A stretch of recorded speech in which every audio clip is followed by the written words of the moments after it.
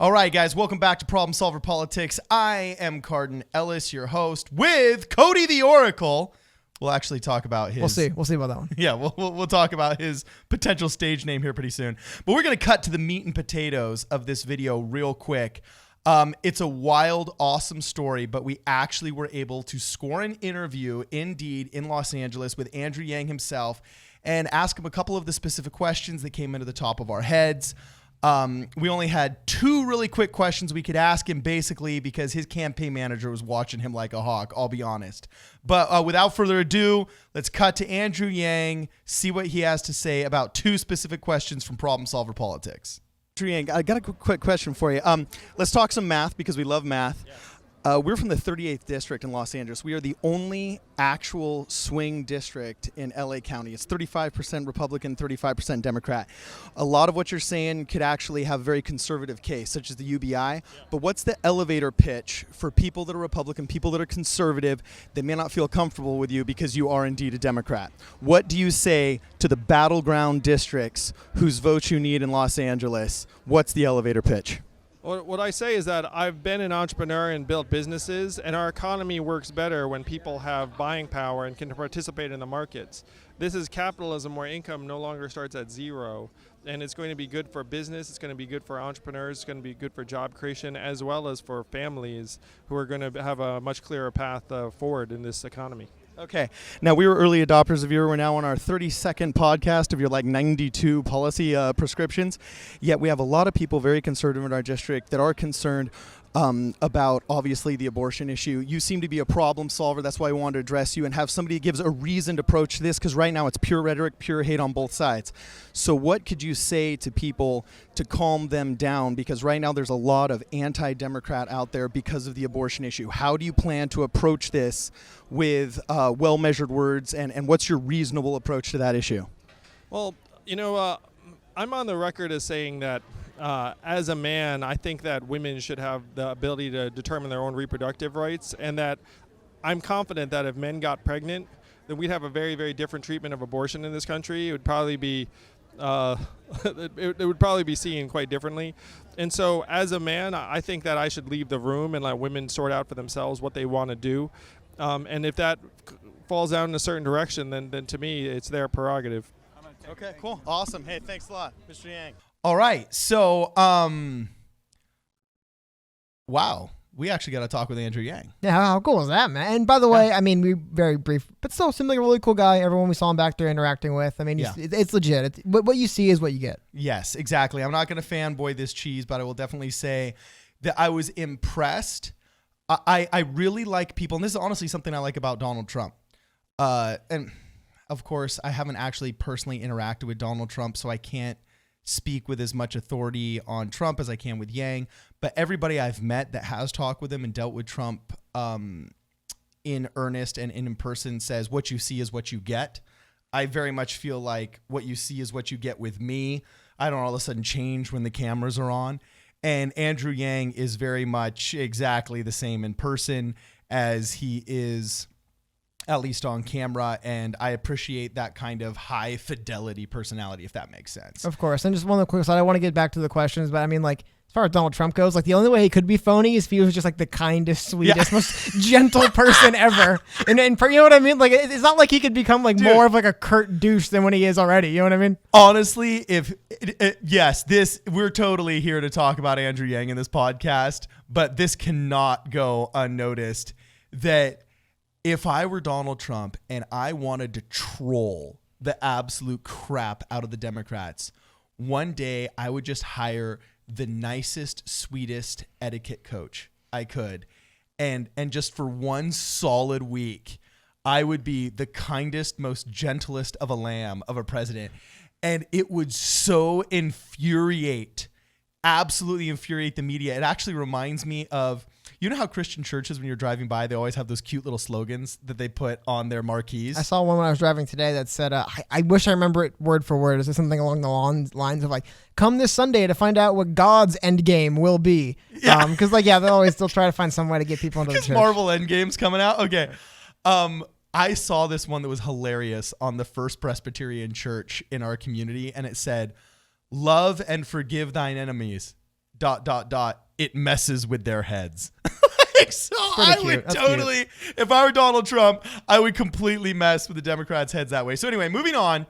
I was impressed in the first answer that he cut to the quick of the matter. I think, honestly, just as Bill Clinton's campaign manager said, it's the economy, stupid. With most conservatives, they get lampooned as these hateful, bigoted, socially conservative, xenophobic, ethnocentric people, when in reality, they reject a lot of the social policies just because they're tied to poor conservative policies. I mean, we met someone who literally said, point blank, the reason why I supported Donald Trump in the previous elections, I felt like the Democratic Party was failing and talking about the economy. And you see Andrew Yang talking about the economy, and that's why he's moving from Trump to Yang. Because, like you said, like some people, I mean, if you're going to be a single issue voter, economy is one that affects everyone. It's not a bad single issue to have.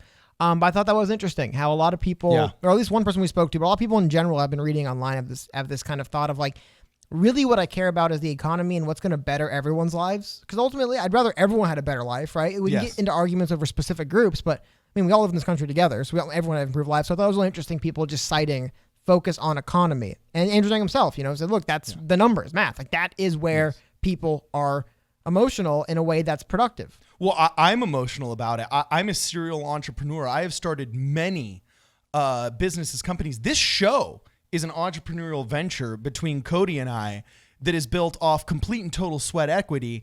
And we know how sacred some of those first initial funds can be, and how a company is a fire to be kindled, not necessarily, it needs to be handled very, very softly, very gingerly, because you really need to cradle that growth. And the slightest raise in taxes or legislation sometimes can wipe out that small flame. And so I definitely felt that Andrew Yang had an appreciation and a deeper understanding of how difficult it is to start a company, especially a company that some people feel as this is how I feed my family. Okay. And that respect for that, not fear, but that overwhelming sense of this is the most important thing. How I feed my family is more important than how nice I am to my neighbor. I hate to say that, but that respect I definitely very much appreciated. And I think he was able to cut to the heart of the matter for most conservatives, which is truly economics. Well, I mean, I don't want to even say it's a concern. I feel like economics is one of those issues.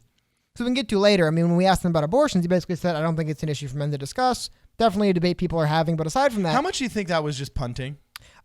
Well, I mean, to be frank, there was literally a guy screaming at people, starting fights in the crowd 3 feet behind us about abortion. So I think even more, he was like, look, man, and get back what we're talking about. Like I said, abortion's an issue that obviously affects a lot of people. I mean, half the population is female and they're the ones having the abortions. But the thing is 100% of the population is impacted by the economy. Yeah, I was a little bit disappointed, honestly, in his second answer. I was not elated, but I was impressed, and I liked his first answer. But I was kind of disappointed in his second answer, only because I looked to Obama as a great savior of the racial problem. I did. I thought, who is better situated to heal this country of the black spot of slavery and the black spot of Jim Crow than a man who is half white, half black, 1 foot in each pond, but I mean, who's going to bring us together to sing Kumbaya like all my liberal friends did in the 80s and 90s when everything was beautiful? It's going to be Barack Obama, and he ended up stoking a lot more of the flames. But I think part of that is, and I mean, I don't know what the best term for it is, but I can almost see in some ways where it can be kind of offensive to say, well, he's black, why isn't everyone getting along? He's half white too, like... There's a lot of people live in this country. I'm not saying he should be. I'm not saying that. His... I'm not saying that's about you. A lot of people said the same thing. Oh, he'll be the great uniter. But the thing is, there's a lot of people who live in this country that aren't black or white. And what about them? Are they supposed to say, well, he's black, he represents us Southeast Asians? Like, that's not quite the way it is, I feel that oftentimes minority groups will identify with the other minority group in any kind of majority-minority argument. But Does that make sense? So all I was simply saying is that I felt like Barack Obama was uniquely situated with the gift of gab and charisma and a talent to potentially unite groups. And he pitched himself as the great uniter when he said, we're not a red and a blue country. We're a red, white, and blue country. You know what I'm saying? No, but one thing I will say, and like I said, I'm not saying you're saying this. It's something that a lot of people have said. The reason why a lot of people voted for Obama. It was something that I think, because speaking about racial issues and the way we speak about them today is relatively new. Like you said, there was kind of that period after the civil rights movement where we kind of just let that lay. And so we had the civil rights movement. 80s and 90s, you didn't see as much. There was some, but not as much racial debates and upheaval in our society. I think we kind of were a little bit naive coming in thinking, oh, it's half black and half white. But the country isn't half black and half white. And there's a lot of people in this country that are, like I said, of all kinds of different backgrounds, and more so than that. I mean, there's divisions on religion, all kinds. But the bigger thing that I think was really interesting about the way you compare kind of a candidate like Obama to where we are today is, I would say, as far as red and blue, I would say Democrats and Republicans weren't at each other's throats the way they are now. Yeah. I mean, recently he gave a speech where he said something along the lines of, and forgive me if I'm misquoting this, but he said something along the lines of, look, we have to understand if there's people who don't agree with us in the debate around immigration, for example, it doesn't make them bad people. Yes. It just means we have to do a better job explaining our position, and maybe we can listen. And he took some heat in the media for it, which I've always thought, like, Obama he's got taking a lot of heat in the media for having some pretty ecumenical, and you Democrats can go look that word up. I'm just kidding. I'm not trying to be a jerk. Statistically, if you have an English degree, you're much more likely to be Democrat than you are a Republican. Oh, man. Zinger. Fact check this. Watch. I'm going to get a bunch of angry blog posts. Anyway, I will say that this is what I am most hopeful of in the Andrew Yang campaign. I am most hopeful that the Yang gang and Andrew Yang himself, especially on the Democrat side, will lead the charge in terms of making moderate cool again, making civil discourse in vogue again, and his quest of math, you know what I'm saying, and saying, let's analyze the number, let's analyze the math, a return to making substantive arguments based around facts instead of rhetorical arguments based around rage, okay?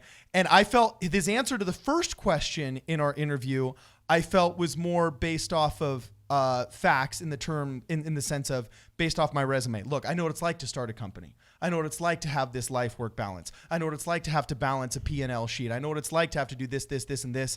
And the UBI fits within your concerns of economic impact. So I felt he played very well the Yang card of being that well-reasoned moderate, okay? In the second one, I felt like he punted. And I'm really hoping, just like I hoped that Obama would be a great unifier, I'm hoping that there is a middle ground on abortion that is very reasonable. I mean, for heaven's sakes, if the Church of Jesus Christ of Latter-day Saints, the Mormon Church, the year Roe versus Wade was passed in the 70s, could come out with a statement saying, look, there are times when it is necessary. Here are the times, generally rape, incest, mother's life, so on and so forth. And they could release a resolution that was well-measured words, that didn't vilify anybody or anything, yet established a moral playbook in which we were going to address this new medical technology in our society.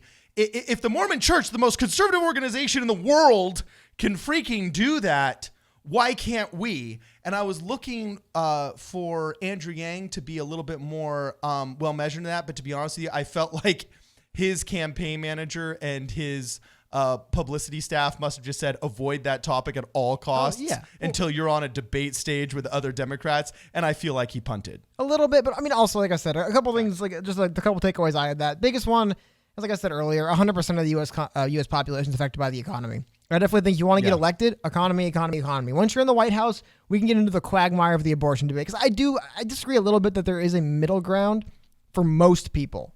I think people like me, like I said, my only thing about abortion that I feel is that I used to be a unborn fetus, right? So I would rather have not been killed. That's just my only position, and there's a way to go around it. The thing is, though, a lot of people are saying you're murderers. This Ralph Northam stuff about birthing it and then saying we can terminate it after its birth. But do you see what I mean? We just brought up the discussion of abortion, and you're already getting to the point of like, we're sitting Democratic governor that you're already like, I don't know about him. I think it was smart. Also, again, there was somebody feet away from us whipping the crowd into a frenzy, starting fights. Yeah. He was actually screaming over the barrier trying to ask Andrew Yang abortion questions. I think that was why Andrew Yang was like, you know what? I'm not talking about this at all. Yeah. All I'm going to say is we'll leave it up to women. I trust women. I'm sure they're great. They'll figure it out. That's basically all he said. He's like, I'm not getting Which into was this. all right. And at the end of the day, I'd rather hear that statement in a punt than other stupid rhetorical statements that don't make any logical sense. Because he didn't just fall back on women's right to choose. He definitely said, I think that's a discussion he definitely addressed. That is an issue. I can respect it. I